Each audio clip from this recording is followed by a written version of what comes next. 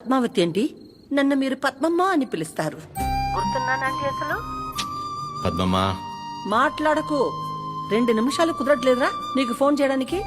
నేను చేస్తే కట్ చేస్తున్నావేంట్రా? అంటే ఏదో పనిలో ఉన్నామా? సరే సరే సరే సరే ఉండు ఉండు ఆరగిస్తున్నాను. చిరు.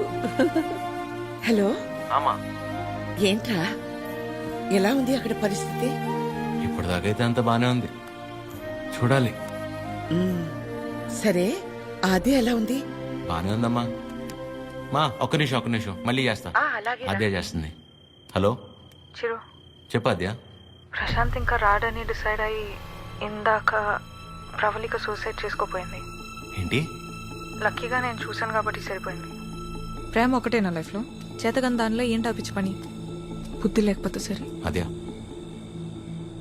ప్రవళిక ఏంటిది? ఏం చేయమంటారు?